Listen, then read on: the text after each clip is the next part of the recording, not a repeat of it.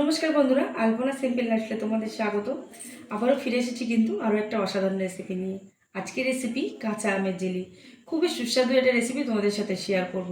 আর এই সময় কিন্তু বাজারে প্রচুর পরিমাণে কাঁচা আম পাওয়া যায়, ওই জন্য তোমাদের সাথে আজকে শেয়ার করব কাঁচা আমের জেলি। আর কাঁচা আমের জেলি বানানোর জন্য কী কী উপকরণ নিয়েছি চলো দেখে নিই। আর পুরো ভিডিওটা দেখতে থাকো, আশা করি কিন্তু তোমাদের খুবই ভালো লাগবে। এখানে নিয়েছি আমি কাঁচা আম, লাগছে চিনি, নুন আর একটু ফুড কালার নিয়েছি এখানে আমি গ্রিন কালারের। আর এটা কিন্তু খুব সামান্য কিছু উপকরণ দিয়ে তোমরা একটা খুব সুস্বাদু একটা রেসিপি তৈরি করতে পারো। এটা কড়াই বসিয়ে দিয়েছি, আর এখানে আমি একটা ছোটো গ্লাসের 1 গ্লাস মতন আমি এখানে জল গরম হতে দিচ্ছি। এবার আমগুলোকে আমি খোলাটাকে ভালো করে ছাড়িয়ে নেবো। এরকম করে আমি একদম ভালো করে খোলাগুলোকে ছাড়িয়ে নিয়েছি। আর একটা গ্রেটার নিয়েছি, দিয়ে ভালো করে আমগুলোকে আমি গ্রেট করে নেব। আমি আমটাকে গ্রেট করে নিয়েছি, আর এখানে কিন্তু বেশ অনেকটা পরিমাণেই আম গ্রেট করে হয়ে গেছে। আর এখানে জলটাও ফুটে গেছে। জলের মধ্যে আমি পরিমাণ মতন এখানে নুন দিয়ে দিলাম। এবারে আমগুলোকে দিয়ে দেবো। এবারে আমটাকে সিদ্ধ হতে দেবো, একটু ঢাকা দিয়ে দেবো এখানে। ভালো করে আমটাকে সিদ্ধ করে দেবো, আর গ্যাসের ফ্লেমটা একটু মিডিয়াম করে দেবো, দিয়ে আমটাকে সিদ্ধ করে নেব। আমি এবার ঢাকাটাকে খুলে দেব, দিয়ে আমগুলোকে ভালো করে একটু ঘেটে দেবো। আমগুলো কিন্তু খুব সুন্দরভাবে গলে গেছে। এবার এখানে আমি চিনি দিয়ে দেবো। আর আমটা কিন্তু যতক্ষণ না গলবে ততক্ষণ কিন্তু চিনি দেবে না। চিনি দিলে কিন্তু আমটা ভালোভাবে ঘাঁটবে না।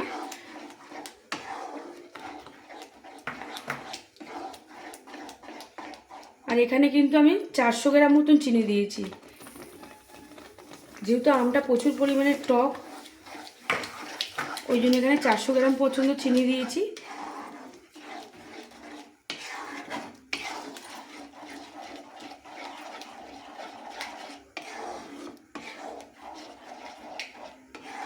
আর এখানে আমি হালকা একটু টক মিষ্টি রাখবো বলে ওই জন্য 400 গ্রাম চিনিটাই দিয়েছি। তোমরা যদি একদম মিষ্টি খেতে চাও তাহলে এখানে আরেকটু চিনির পরিমাণটা বাড়িয়ে দিতে পারো। যেহেতু এটা আমের হচ্ছে, একটু টক মিষ্টি হলে কিন্তু জেলিটা ভালো লাগবে খেতে। একদম খুব সামান্য পরিমাণেই টক থাকবে।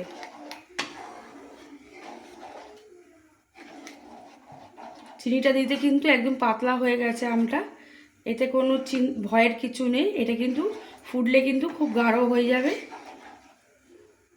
এখানে আরেকটু ভালো করে আমি ফুটিয়ে নেবো, আবার ঢাকা দিয়ে দেবো।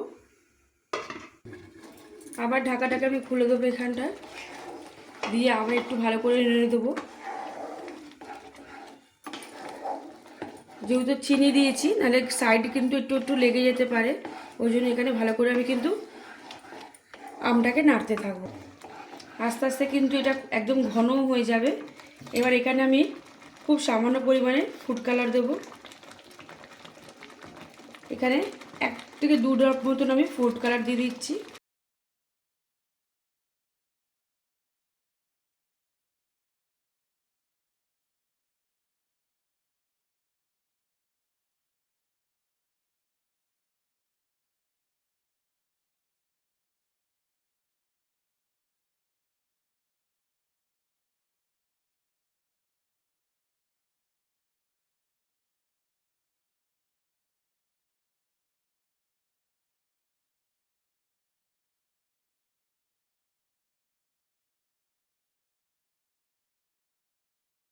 একদম কিন্তু ঘন হয়ে গেছে জেলিটা, আর জেলিটা একদম রেডিও হয়ে গেছে। আমি এটাকে নামিয়ে নেবো।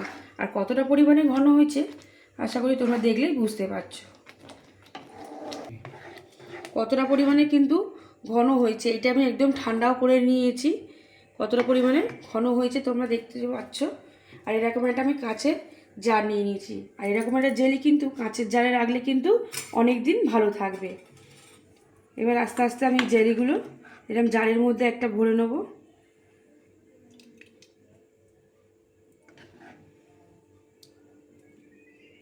দেখলে তো বন্ধুরা কত সহজে আর খুবই কম সামান্য উপকরণেই তোমাদের সাথে একটা কাঁচা আমের জেলি রেসিপি তোমাদের সাথে শেয়ার করলাম। তোমরা এরমভাবে এই জেলিটা বাড়িতে তৈরি করবে, আশা করি কিন্তু তোমাদের দারুণ লাগবে। আর আজকের রেসিপিটা যদি ভালো লেগে থাকে তাহলে প্লিজ আমাকে কমেন্টে জানিও যে আজকের রেসিপিটা কেরাম লাগলো। আর যদি ভালো লেগে থাকে তাহলে প্লিজ একটা লাইক কমেন্ট শেয়ার। আর যারা এখনও পর্যন্ত সাবস্ক্রাইব করোনি প্লিজ তাদের কাছে অনুরোধ রইল আমার চ্যানেলটাকে সাবস্ক্রাইব করে আমার পাশে থাকার জন্য। আর এটা কিন্তু বাচ্চা থেকে বড় সবাইরই ভালো লাগবে।